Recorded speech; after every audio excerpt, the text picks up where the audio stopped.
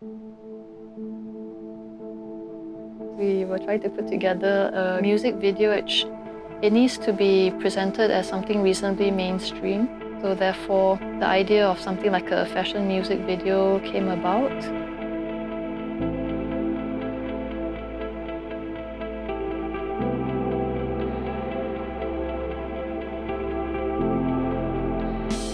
Hi, I'm Joanne Wan. I'm part of Project C5. Hi, I'm Lindsay. I'm a former architect turned program officer at the YWCAKL of Kuala Lumpur.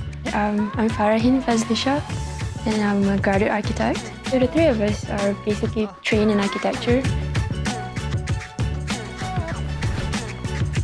Why ended up with 3 architects? I don't know, is it weird that everyone's an architect, not a fashion designer? And we developed an art garment based on our interpretation of waste and upcycling, so that also led us to choose the different kinds of materials that we would work with.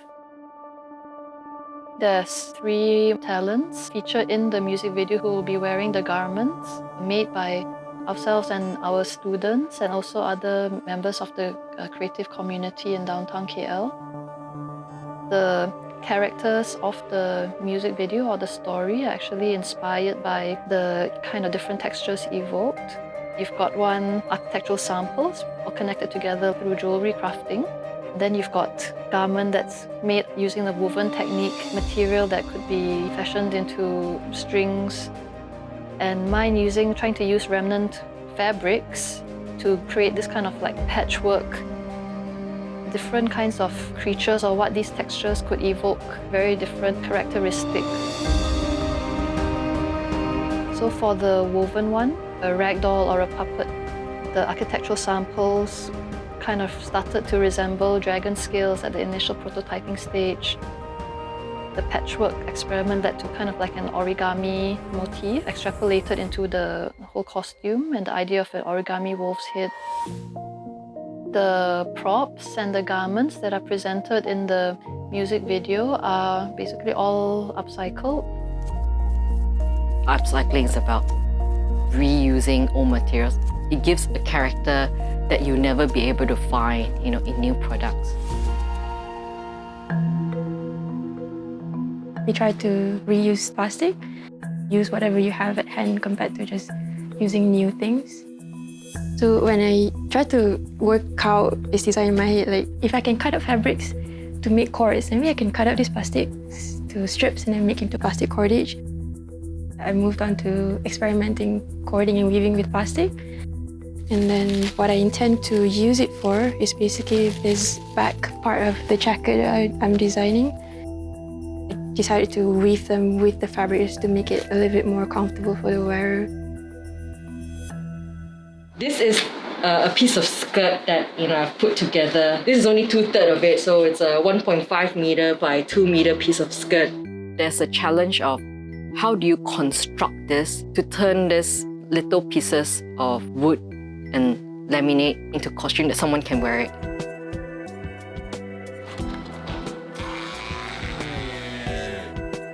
This method of attaching the laminate will be part of the costume at the end. This project allows me to, be creative, and that's very important. I always believed that creativity has the power to uplift and inspire, to promote, things like creative reuse, and as part of the students' education and developing and being exposed to entrepreneurial skill. VTOC stands for the Vocational Training Opportunity Centre. It's a school under the YWCA which provides free skills training to Malaysian young women. So for mine, the Okami, we are doing a patchwork workshop whereby the students will learn how to do the patchwork technique, and they will also create the modules for the cardigan. Both of us is involved in the origami bird. We saw the practical uses of stitching. We practically applied what we learned in class to the project. It's a very invigorating experience. This project also involves the hairdressing and beauty care students. And there's also going to be an original song featured in the music video.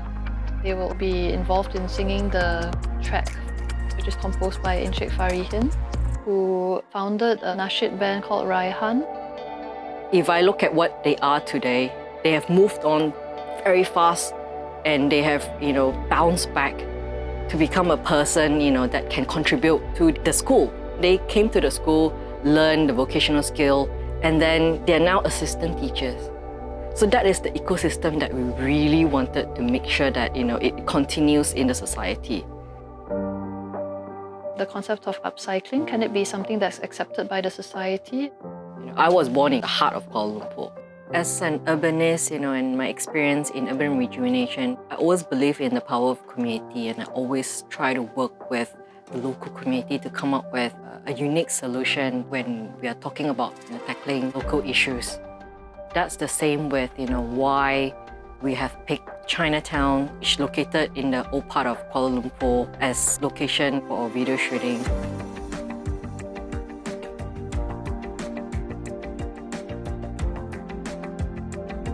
There is a certain group of creative community that's already at the moment in Chinatown. We've chose to work with YWCAKL because they are one of the biggest and more successful creative hub that has been transformed from an old cinema. So that was a cinema that my father would go to when he was young.